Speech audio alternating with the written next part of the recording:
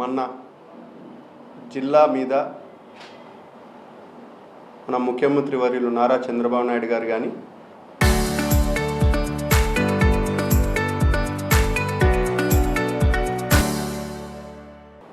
నారా లోకేష్ బాబు గారు కానీ లేదా కూటమి పెద్దలు పవన్ కళ్యాణ్ గారు కడప జిల్లా సమగ్ర అభివృద్ధి మీద పూర్తి దృష్టి సాధించినారు. దాంతో భాగంగానే జేఎస్డబ్ల్యూ స్టీల్ ప్లాంట్ పనులను ప్రారంభించడం కానీ, అంతకుముందు నెలలో లోకేష్ బాబు గారు సోలార్ SAEL కంపెనీ సంబంధించి 600 మెగావాట్లు కూడా గ్రిడ్ కనెక్ట్ చేయడం, మరొకసారి లోకేష్ బాబు గారి ఈ నెల అంటే నిన్నటి దినాన దాల్మియా సిమెంట్ సంబంధించి సెకండ్ లైన్ కూడా పనులను ప్రారంభించడం జరిగింది నిన్న. ఇది 15 నెలల లోపలనే ఈ సెకండ్ ప్లాంట్ పనులు పూర్తయి ఉపాధి ఉద్యోగ అవకాశాలు కల్పించే విధంగా నిన్నటి దినాన భూమి పూజ కూడా జరగడం జరిగింది. దానికి పునీత్ దాల్మియా గారు, నారా లోకేష్ బాబు గారు ముఖ్య అతిథులుగా రావడం, ఈ విధంగా కడప జిల్లాలో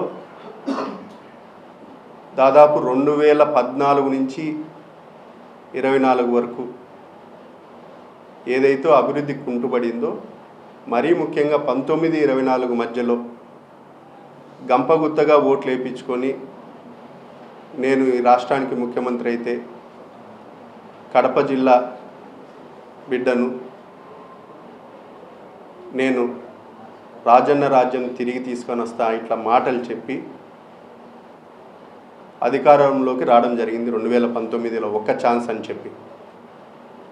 కానీ 19-24 మధ్యలో కడప జిల్లాకు ₹1 పెట్టుబడి కూడా రాలేదని కూడా ఈ సందర్భంగా తెలియజేస్తాను. కానీ ఈ 2 నెలల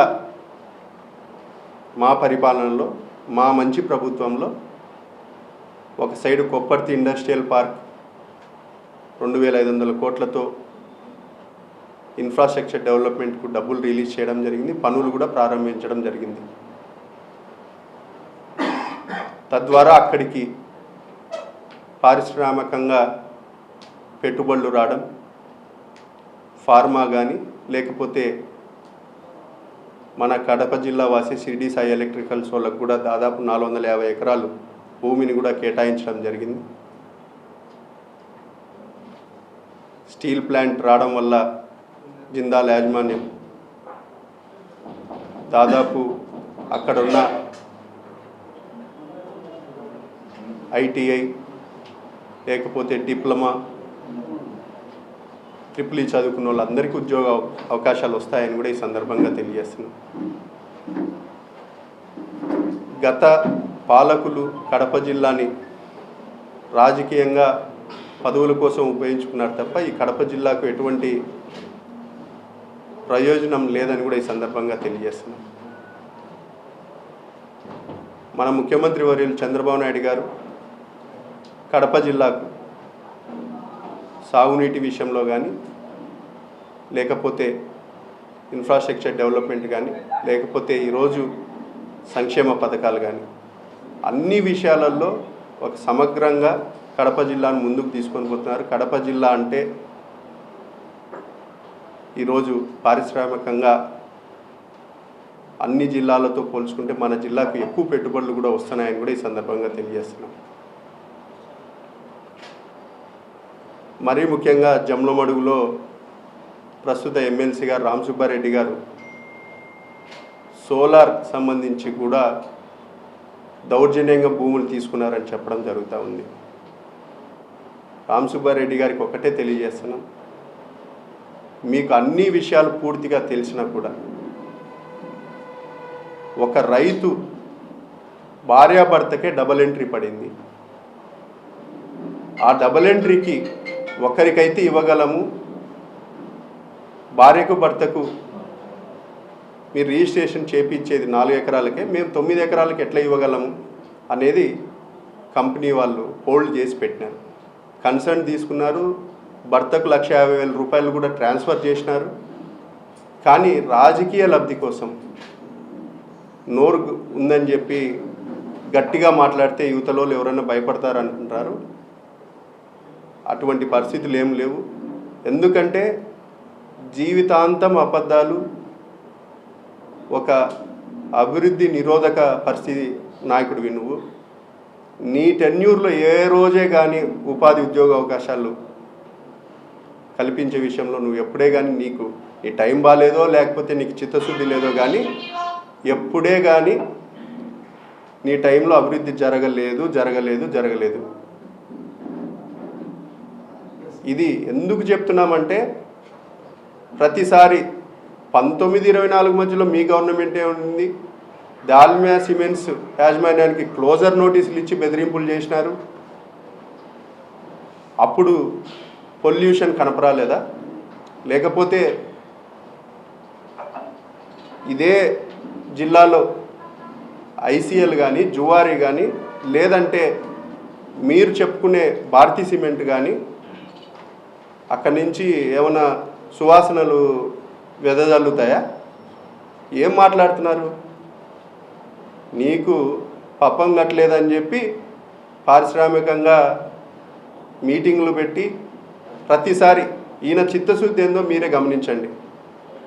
జేఎస్డబ్ల్యూ స్టీల్ ప్లాంట్కు ముఖ్యమంత్రి వర్యులు ప్రారంభోత్సవానికి వస్తూ ఉంటే ఒకరోజు ముందు మేము స్టీల్ ప్లాంట్ సందర్శన అంటారు. ఏ 20 రోజుల ముందో నెల రోజుల ముందో నువ్వు తిరిగి ఏం జరుగుతుంది ఇంకా లేట్ అవుతుందని నువ్వు మమ్మల్ని ప్రశ్నించాల్సింది. అది కాదు. దాల్మియా సిమెంట్స్ కూడా భూమి పూజ జరుగుతుంది సెకండ్ ప్లాంట్ కంటే 2 రోజుల ముందు నువ్వు డ్రామా స్టార్ట్ చేస్తావు. ఈ డ్రామాలను పక్కన పెట్టాలా? అభివృద్ధిని నువ్వు అడ్డుకోవద్దని కూడా ఈ సందర్భంగా తెలియజేస్తున్నా. సోలార్ సంబంధించి మొన్న ఆయన ప్రెస్ మీట్లో ఒక 2 రైతులను నిలబెట్టి మాట్లాడడం జరిగింది.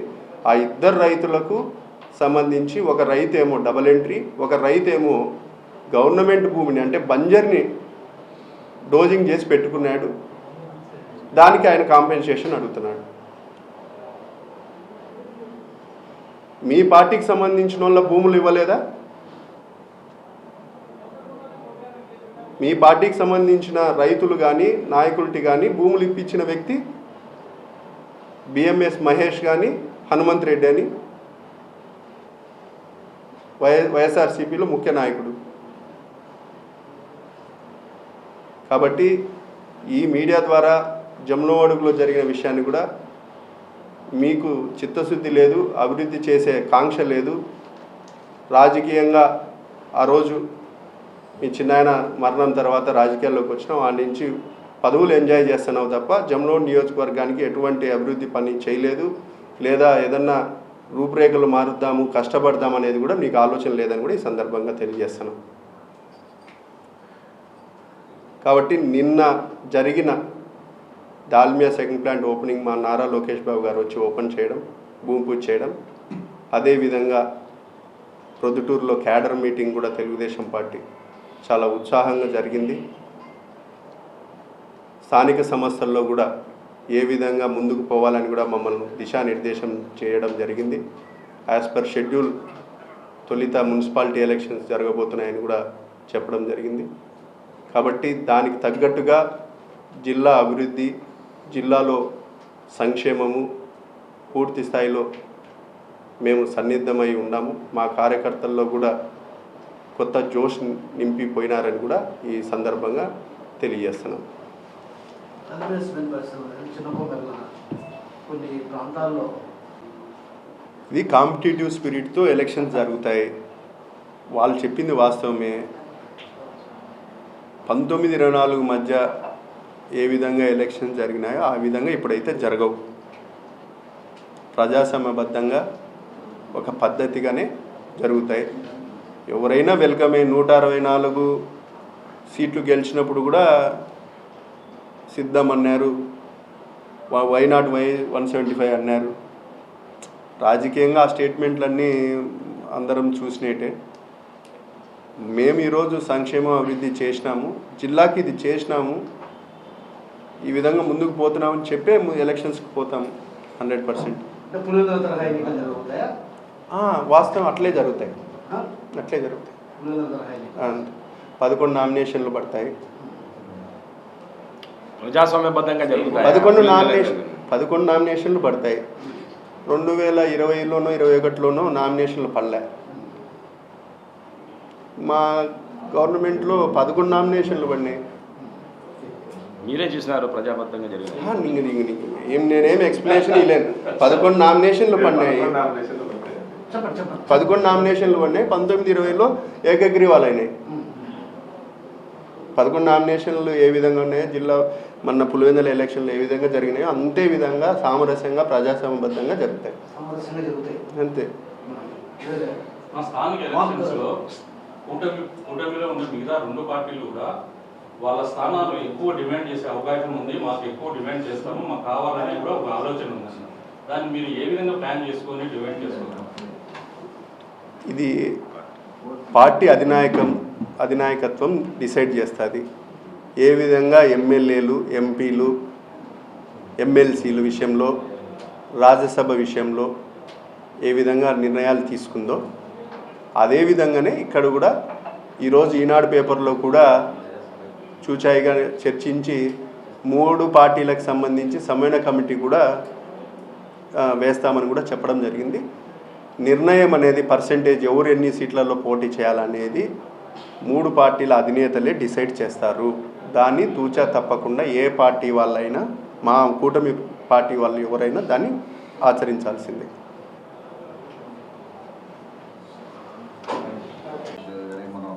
అసలు ఆ సమస్య ఇప్పుడు ఆయన శ్రీనివాస్ రెడ్డి అన్న ఆయన ఎక్స్పెక్ట్ చేశారు. అది పార్టీ ఇంటర్నల్ విషయం, మనసుకు బాధ అనిపించింది. మళ్ళీ సార్ కూడా పిలిపించి మాట్లాడినారు. లేదు అర్థం చేసుకోవాలా, కూటమిలో ఉన్నాము, క్యాలిక్యులేషన్స్ ఇవన్నీ ఉంటాయి కాబట్టి నువ్వు కూడా ఆలోచన చేసుకో, ఖచ్చితంగా నీ భవిష్యత్తు నా చేతిలో ఉందని కూడా చెప్పి హామీ ఇవ్వడం జరిగింది. పాత విధంగానే పనిచేస్తారని కూడా ఈ సందర్భంగా తెలియజేస్తాను. ఎవరైనా రాజకీయాలలో ఏమే కానీ ఇప్పుడు డైరెక్ట్ కాదు. ఈరోజు వాసన సీనియర్ నాయకుడు, పార్టీ కష్టకాలంలో ఉన్నప్పుడు ముందుకు తీసుకొని పార్టీలో ఉండి నడిపించినారు. సార్కి వాసనకున్న అనుబంధం వేరు. పిలిపించి మాట్లాడినారు. ఇంటర్నల్గా అన్నీ మంచి జరుగుతాయి, సంతోషంగానే బయటకు వచ్చినారు. ప్రెస్ మీట్ కాబట్టి మళ్ళీ మాట్లాడతాం. కోవట్లు ప్రధానంగా పార్టీలో కొన్ని కోవట్ల సమస్య ఎక్కువైపోయింది. రాజంపేట తర్వాత కొన్ని ప్రాంతాల్లో వైసీపీకి సంబంధించిన కోవట్లు పార్టీలోని అంటే ఇన్ఛార్జీలు కానీ ఎమ్మెల్యేలు కానీ ఇబ్బందులు పెట్టే పరిస్థితి. వాటిపైన మీ జిల్లా కమిటీ ఏం నిర్ణయించబోతుంది వారికి? ఏ నియోజకవర్గానికి ఆ నియోజకవర్గం ఎమ్మెల్యే కానీ ఇన్ఛార్జీలు ఉన్నారు. ఆ ఇన్ఛార్జీలు కానీ ఎమ్మెల్యేలు కానీ మా దృష్టికి తీసుకొని వస్తే ఈ విధంగా కోవట్లు ఉన్నారు, అది ఏంటంటే మేము ఇంటర్నల్గా ఆలోచన చేసి సీరియస్గానే పరిగణిస్తాం దాన్ని. ఎందుకంటే నా దృష్టికి ఇంతవరకు రాలేదు.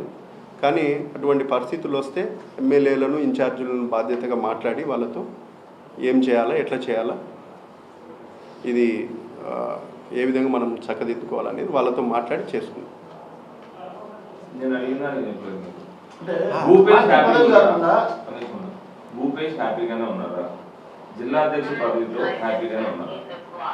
హ్యాపీ అనేది మనసుకు మైండ్కి సంబంధించినది. మనం చేసే పని ఈరోజు ఇచ్చిన బాధ్యతలతో ముందుకు సంతోషంగా స్టబన్గానే ముందుకు పోతున్నాం. అంటే ఎన్నో విషయాలలో అన్హ్యాపీగా ఉండొచ్చు. రాజకీయంగా పరిస్థితులలో అయితే ఓపెన్గా మనం చేసే పని మన గెలిపించినారు. 5 స్థానాలు 164 స్థానాలు వచ్చినాయి. గెలిపించిన వాళ్ళకు ఏ విధంగా కమిట్మెంట్గా పనిచేద్దాం, రాజకీయంగా పదవులు వస్తేనే హ్యాపీ అనేది తర్వాత సంగతి. కానీ ఇప్పుడైతే ప్రస్తుతానికి కార్యకర్తలను సంతోషంగా చూసుకోవాలా, జిల్లా అభివృద్ధి జరగాలనేదే ప్రధాన ధ్యేయంగా ముందుకు పోతున్నాం. స్థానిక సంస్థల ఎన్నికల్లో మీరు దాంతో భాగంగానే ఒక్కొక్క నియోజకవర్గానికి క్లియరెన్స్ చేసుకుంటా అంతర్గతంగా మీటింగ్లు పెట్టుకొని ముందుకెళ్తున్నాము. దాంతో భాగంగానే బద్వేల్లో కూడా మొన్న క్లియరెన్స్ చేసి దాదాపు ఎన్నో ఏళ్ళ నుంచి అక్కడ పార్టీ గడ్డు పరిస్థితి ఎదురవుతుంది. అందుకు కాబట్టి ఒక నాయకత్వాన్ని మార్పు చేస్తే ఏ విధంగా ఉంటుందని చెప్పి ఆలోచన చేసి సూర్యనారాయణ రెడ్డి గారిని ఇన్ఛార్జిగా ఇవ్వడం జరిగింది. మా వంతు కూడా మేము కూడా అక్కడికి వెళ్ళి ఏ విధంగా చేసుకోవాలా, ఇక్కడ ఉన్న సీనియర్ నాయకులు ఉన్నారు, ఆ సీనియర్ నాయకుల్ని కలుపుకొని జిల్లా రాజకీయం ఏ విధంగా వెళ్ళాలనేది అదొకటి. మిగతా 2 నియోజకవర్గాలు ఏంటో నాకైతే ప్రొద్దుటూరు కడప ఒకటి మున్సిపల్ ఏరియా. వాస్తవానికి ఇంటర్నల్ విషయాలు మా పార్టీకి అక్కడ కూడా ఎక్కడే కానీ ఇబ్బంది జరిగే వాతావరణం లేదు. కానీ ఆ ఎలక్షన్స్ మున్సిపల్ ఏరియాలలో డెవలప్మెంట్ అనేది మ్యాక్సిమం అంటే ఇప్పుడు గ్రామీణ ఉపాధి కిందనో లేకపోతే గోకులం షెడ్లో అన్నిటి మిగతా రూరల్ కాన్స్టిట్యున్సీస్లో పనులు జరుగుతూ ఉంటాయి. ఇక్కడ 100% మున్సిపాలిటీ ఏరియాలలో జరగాల్సిన ట్యాక్స్ కలెక్ట్ చేయాలా, ఈ విధంగా ముందుకు పోవాలా, ఇదే ఉంటుంది. సో అక్కడ కూడా ఏమి ఇబ్బందులు ఏం లేవు. తల్లికి వందనము, లేకపోతే శ్రీశక్తి, లేకపోతే గ్యాస్ సిలిండరు, ఇవన్నీ జరుగుతున్నాయి కార్యక్రమాలు. ఒక సైడు సంక్షేమం జరుగుతూ ఉంది, అభివృద్ధి కూడా జరుగుతూ ఉంది. చిన్న మా పార్టీలో ఏమన్నా ఇటువంటి డిఫరెన్సెస్ ఉన్నా కూడా ఇంటర్నల్గా కూర్చొని త్వరగా మేమే పార్టీ మీటింగ్ పెట్టుకొని అవి కూడా ఇబ్బంది లేకుండా చేసుకుంటాం. మాజీ జిల్లా అధ్యక్షుడు వాసు సమస్య వరదలు వస్తే మాత్రం నీట మునిగేటువంటి పరిస్థితి. అదేవిధంగా అక్కడ ఉన్నటువంటి వ్యర్థాలు వెలువడిన కారణంగా పంట పొలాలు దెబ్బతింటున్నాయి రైతాంగం. ఇంకోటి అక్కడ ఉన్నటువంటి బ్లాస్టింగ్ వల్ల ఇళ్లలో బీటలు వాడుతున్న పరిస్థితి. సో వీటిపైన మీరు దాల్మియా సిమెంట్ యాజమాన్యంతో ఎలాంటి చర్చలు ఇవ్వన్నారు? R&R ప్యాకేజ్ ఏమన్నా ఇవ్వబోతున్నారా? ఏంటి ఆ పనులు మొదలు పెట్టాక పనులు చేస్తామని మీ బాబాయ్ మొన్న కూడా చెప్పారు. దీంతో టెక్నికల్గా పూర్తి స్థాయిలో ఏదైతే దుగ్గనపల్లి అనే గ్రామం దాల్మియా సిమెంట్కి ఒక 500 మీటర్ల దూరంలోనే ఉంది. వాళ్ళ పబ్లిక్ హీరింగ్లో కూడా మాట చెప్పడం జరిగింది. త్వరగా ఈసీ వస్తానే, ఎన్విరాన్మెంటల్ క్లియరెన్స్ వస్తానే మీ గ్రామాన్ని మేము వేకేట్ చేసి ఒక లేఅవుట్ మాదిరి ఇచ్చి వాళ్ళకు చర్చి కానీ లేకపోతే అంగన్వాడీ కానీ కమ్యూనిటీ హాల్ కానీ ఒక్కొక్కరికి 5-6 సెంట్లు స్థలం ఇచ్చి చేయాలనేది మా ప్రతిపాదన. ఆ రోజు అదే ప్రతిపాదనతోనే పబ్లిక్ హీరింగ్ జరిగింది. ఈ నెల 30 తేదీన ఈసీ వచ్చింది, ఎన్విరాన్మెంటల్ క్లియరెన్స్ వచ్చింది. ఇన్ని రోజులు పబ్లిక్ హీరింగ్ జరిగి 16 నెలలు అయింది, 18 నెలలు అయింది వాస్తవమే. కానీ ఈ 16 నెలలు 18 నెలలు రామ్ సుబ్బారెడ్డి గారు 3000 పిటిషన్లు వేయడం జరిగింది. ఇది ఎందుకు చెప్తున్నామంటే అతను ఫ్యాక్టరీ రాకూడదు, ఈ టైంలో డెవలప్మెంట్ జరగకూడదు, వాళ్ళ పార్టీనే 2022లో క్లోజర్ నోటీస్ ఇచ్చింది, వాళ్ళకు అనుకూలంగా మాట్లాడలేదనో లేకపోతే ఎందుకంటే Dalmia cement factory Bharatiya cement factory ఒకటేసారి మొదలైనాయి, సేమ్ టెక్నాలజీతో మొదలైంది. కానీ వీళ్ళకు closure notice pollution control board ద్వారా ఇప్పించడం జరిగింది. ఆ విధంగా బెదిరింపులు అదే పందాలో ఈ 3000 పిటిషన్లు పెట్టి లేట్ కావడానికి కారణం అది. కానీ అన్ని అవరోధాలను అధిగమించి మీరు అన్నట్టు ఇరిగేషన్ డిపార్ట్మెంట్ కూడా నిన్న 5 కోట్ల రూపాయలు జమ చేయడం జరిగింది. దాల్మియా యాజమాన్యము మీరన్న వానలు వచ్చినప్పుడు వాగు నీటి ఊరి మీదకి పడుకోకుండా 5 కోట్ల రూపాయల డబ్బులు కూడా జమ చేయడం జరిగింది. అదేవిధంగా ఈరోజు గౌరవ కలెక్టర్ గారు కూడా క్లియర్గా చెప్పినారు, ఏదైతే పబ్లిక్ హీరింగ్లో మనము పొందుపరిచినామో అవన్నీ ఈరోజు చట్టబద్ధత చేసి వాళ్ళకు రీలొకేట్ చేయాలా, దుగ్గనపల్లి విలేజ్కి 5 కోట్ల రూపాయలు ఇరిగేషన్కి ఇవ్వాలా, రైల్వే అండర్ బ్రిడ్జ్ నవాపేట గ్రామస్తులకు కిందికి పోవాలంటే ఎవరైతే పగుళ్ళు వచ్చినాయో వాళ్ళకు కూడా కాంపెన్సేషన్ ఇచ్చేటట్టు ఇప్పుడు ఒక చట్టబద్ధత తీసుకొని దాంతో MOU మాదిరి రాసుకొని దాల్మియా యాజమాన్యానికి ఈరోజు ఈసీ వచ్చింది. రేపు ఎవరైనా క్వశ్చన్ చేసి ఎవరైనా కోర్టులో వేయచ్చు ఈ పాయింట్స్ని పెట్టి వాళ్ళు చేయలేకపోతే. కాబట్టి ఇది లేనిపోని రాద్ధాంతాలు. కేవలం జమ్లో నియోజకవర్గంలో అభివృద్ధి జరుగుతూ ఉంది. ఒక సైడు సాస్కి టూరిజం కింద 78 కోట్లు, ఒక side solar, Andhra Pradesh solar corporation కానీ లేకపోతే సెయిల్ కంపెనీ, ప్రైవేట్ కంపెనీ ద్వారా కానీ, అదేవిధంగా టూరిజము, గ్రామీణ ఉపాధి పనులు ఇవన్నీ జరుగుతున్నాయి. కాబట్టి జిందాల్ యాజమాన్యము వచ్చి పనులు ప్రారంభించడం ఇవన్నీ జరుగుతున్నాయి. కాబట్టి ఓర్వలేక కడుపు మంటతో ఈ మాటలు మాట్లాడుతూ ప్రజల్ని రెచ్చగొట్టుకుంటూ ఈ కార్యక్రమాలు చేస్తూ ఉన్నారు.